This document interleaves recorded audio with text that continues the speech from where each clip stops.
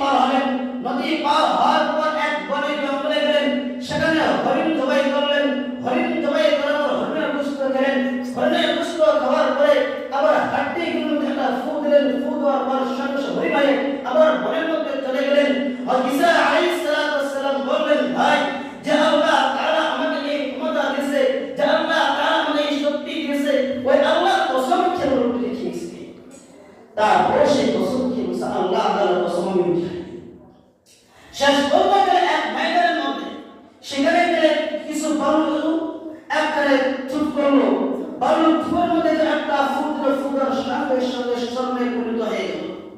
এটা আল্লাহ রাব্বুল আলামিন ঈসা আলাইহিস সালামকে একটা মুজিজা দান করেছিলেন।